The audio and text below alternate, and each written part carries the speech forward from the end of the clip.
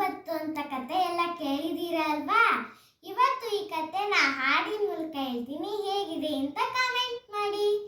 ಪಾರ್ವತಿ ಮಾತೆಯ ಮಗನಾಗಿ ಜನಿಸಿದ ಗಣಪತಿ ಶಿವಯೋಗಿ, ಸ್ನಾನವ ಮಾಡುವೆಯಲ ಮಗನೇ, ಒಳಗಡೆ ಯಾರನ್ನು ಬಿಡಬೇಡ ಎಂದಳು ಪಾರ್ವತಿ ಮಗನಿಗೆ.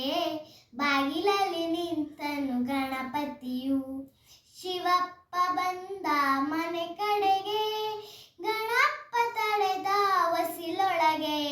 ಚೋಟು ದಯಲ ಮಗು ನೀನ್ಯಾರು, ಹರವಿಲ್ಲದೆ ಬಂದ ನೀನ್ಯಾರು, ಯಾರಾದರೇನಂತೆ ಹೊರಗೆ ನಿಲ್ಲೋ, ಮಾತನಾಡಿ ಸುರಿಸಬೇಡ ಬಾಯಿಸಲ್ಲ.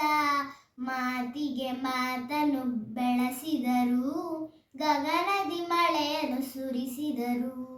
ಕೋಪದೀಶ್ವರ ಮೈ ಮರೆತ, ಒಡೆದನು ಗಣಪತಿ ಬಿಗಿ ಒಡೆದ. ರುಂಡವು ಸಿಡಿಯಿತು ಬಾಗಿಲುಡು, ಮುಂಡವು ಜಿಗೀತು ದೂರದೊಳು. ಜಲಕವ ಮಾಡುವ ಪಾರ್ವತಿಯು ಅಯ್ಯೋ ಎಂದು ಚೀರಿದಳು. ನಿನ್ನಯ ಮಗನ ಬದುಕಿಸುವೆ, ಯಾವುದೇ ಪ್ರಾಣಿಯು ಮಲಗಿರಲಿ, ಅದರ ರುಂಡವ ಕತ್ತರಿಸಿ ತಂದಿರಿ ಎಂದನು ಈಶ್ವರನು. ತಂದರು ಆನೆಯ ಮುಖವಾಗಿ, ಹಿಡೀರಿ ಪಾರ್ವತಿ ಪಾಪನಿಗೆ. ಇಟ್ಟರು ಆನೆಯ ಮುಖವಾಗಿ, ಗಜಾನನೆಂದು ಹೆಸರಿಟ್ಟರು.